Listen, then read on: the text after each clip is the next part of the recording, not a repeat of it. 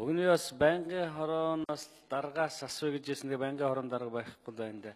Ер нь манайхан бас энэ яг өөрсдөө байнгын хорооны хилждэг асуудлыг орж ирж хат бас жоохон анхааралтай хандаж ач холбогдол өгж явах хэрэгтэй. Тэгээд яг хариулах субъект маань өөрөө одоо дэгээрээ ингэж хариулахаа болчихсон. Зүгээр энэ хүн өөрөө өөрийгөө өмгөөлж хамгаалах асуудал бас уг нь чухал юм аа л гэж би бодоод байгаа юм. Хүн яг өөрийн нуруунд дээр өрөөд ирвэл бид бүгдээрээ л айгуул тэгнэ шүү. Бүгдээрээ л тэгнэ. Одоо яах вэ? Надыг энэ өмгөөлөгччод ингээ яачна гэж хинж дуурахгүй. Тийм учраас энэ хүн өөрийгөө хамгаалах тэр хүний эрхийн дээдлдэг орон юм бол бид нар бас энийг бодох ёстой. Тэр хүн чинь өөрөө л өргөдлөө гаргасан байгаа шүү дээ. Тийм учраас тэр хүн өөрийнхөө өргөдлийн төлөө хүнээр дамжуул тайлбарах өөрөө хоёр бол асар хол зөрөөтэй. Тэгээ ерөн сүүлийн үед ингээ хараад байхад өчигдөр тэр одоо талигч зоргийн ах эгч хоёр бол маш ноцтой юм хэлж илэн шүү дээ. Бид хоёр бол итгэхгүй байгаа гэж хэлж илэн шүү дээ. Тэгээ ийм юм болоод байна шүү дээ. Өөрийг оролцуулах үтгий хэл тэгэл одоо тэр гэрч мэрчийг оролцуулахгүй юм болоод байна.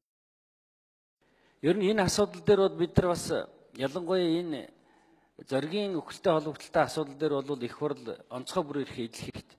Аливаа асуудлыг татаж хэлцэх хэрэг бол их хурл бий. Аливаа асуудлыг ард түмний энэ хүсэж хүлээгээд байгааг бол их хурл одоо нэг талд нь гаргаж өгөх хэрэгтэй. Төлөөллийн байгууллагынхаа хувьд энэ үнэн юм уу худлаа юм уу гэдгийг их хурл хэлэх ёстой. Тэгээд чи сүүлдээ бол ерөөсөө алийг ч оролцуулахгүйгээр ингээд юм хийчихдэг болчиход байна шүү дээ. Дураараа болцсон ерөөс. Тэгээд сүүлдээ засаглал хоорондын хямрал болж эхлэх гээд байгаа. Цэц их хурлынхаа хяналтын чиглэлийг хүчингү болгоод тэр сайдтай холбогдсон асуудлыг байхгүй болгоод сүүлдээ эрдэнтийн асуудлыг их хурлын шийдвэр хууль шүүх авч хэлцдэг болчиход байна шүү дээ.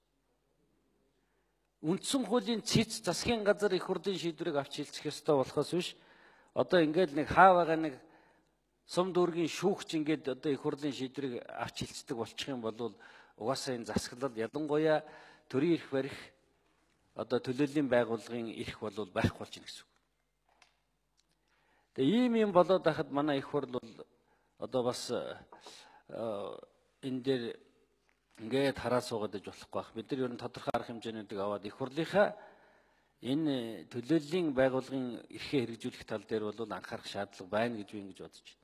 Ялангуяа сүүлийн үед бол нэлээд одоо олныг цочирдуулсан, олныг гайхшруулсан, итгэл алдарсуулсан ийм юмнууд болоод байна шүү дээ. Энэ сүүлдээ би зүгээр ингээд нэг тийм өмнө бужигнаа болчихгүй гэж бол сүүлийн үед бол нэлээд болгоомжилж байгаа. Нөхөртөө хэлээгүй ингээд би сэтгэлээрээ жагсаа ингээд 3 эмэгтэй зогсож байна шүү дээ.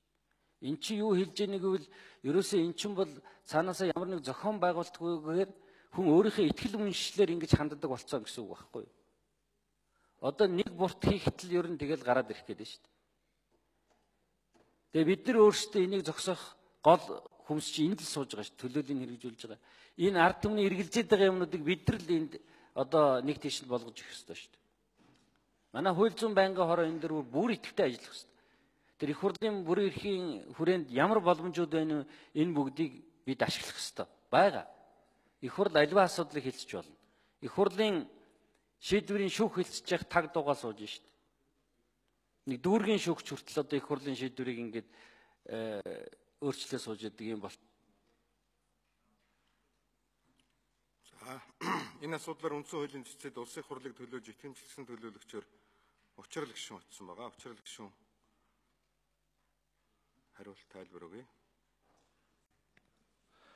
За өнөөдөр яг үндсэн хуулийн цэцээр эрүүгийн байцаан шийдэх хуулийн 349-р зүйлийн 349-ийн нэгд хэсгийн зарим заалт үндсэн хуулийн бас холбогдох зүйл заалтыг зөрчсөн гэсэн энэ маргаан бол хянан шийдвэрлэгдээд үндсэн хууль зөрчөөгүй гэсэн дүгнэлтийг бол гаргасан. Тэгэхээр улсын хурлаас итгэмжлсэн төлөөлөгчийн хувьар би бас өөрийнхөө тайлбарыг бол бас үндсэн хуулийн цэцэд илгээсэн. Тэгэхээр үндсэн хуулийн яг өнөөдрийн бид нар яригдаад байгаа зүйл бол 349-ийн нэгдэх хэсэгт хяналтын шатны журмаар хэрэг хянан шийдвэрлэх үйл ажиллагаанд прокурор өмгөөлөгч оролцох эрхтэй гэсэн энэ одоо заалт бол байгаа. Гэхдээ энэ бол бид өнөөдөр юу гэж ойлгох ёстой гэвэл үндсэн хуулийн одоо цэцгийн хяналтын шатны шүүх хуралдаанд нэг зохион байгуулах журам дээр бол өмгөөлөгч өөрөө өмгөөлөгчийг яг одоо хяналтын шатны шүүх хуралдаанд заавал оролцуулна гэсэн тийм журам байдаг.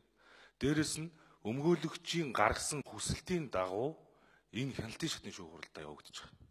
Тийм учраас өмгөөлөгч өөрөө гаргасан хүсэлтийн дагуу зохион байгуулагдж байгаа учраас өнөөдөр өмгөөлөгч бол заавал энэ хяналтын шатны шүүх хуралдаанд оролцох ёстой гэдгийг журмаар бол зохицуулаад өгсөн. Нэгсэндээ бол бүх шатны шүүх хуралдаанд бол өмгөөлөгч өөрөө төлөөлүүлж бас одоо энэ хохирогчд бол оролцох ийм боломж нь бол үүсэж байгаа гэдгийг бас үүн дээр тодорхойлж өгсөн учраас энэ одоо заалт бол үндсэн хуулийг зөрчиж өгөө гэдэг тодорхой бас дүгнэлтийг бол гаргасан. Тэгэхээр тийм учраас бол өнөөдөр энэ бол бид нэр зөвхөн нэг одоо нэг шатны шүүх хуралдаанд хэлээгүй шудраг шүүх буюу тэр Монгол Улсын иргэний хувьд үндсэн хуулиар олгогдсон эрхийнхээ дагуу энэ одоо хэрэгэл шүүх ажиллагаанд биеэрээ оролцож өөрийгөө өмгөөлж шудраг шүүхээр шүүлэх эрхтэй гэж бол энэ тодорхой зарчим байгаа.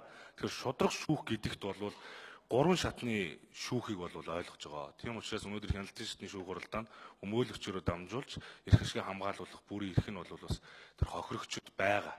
Тийм учраас энэ тодорхой журмаараа зохицуулагдаад явж байгаа. Хяналтын шатны шүүх хуралдаан бол зөвхөн өмгөөлөгчийн гаргасан хүсэлтийн дагуу энэ шүүх хуралдаа явагдаж байгаа учраас зөрчиж өгөө гэсэн дүгнэлт бол гаргасан. Тэгэхээр энд бас байр суурь нэг байгаа гэдгийг хэлье. За Нямдар жигшүүн асуултаа асууя.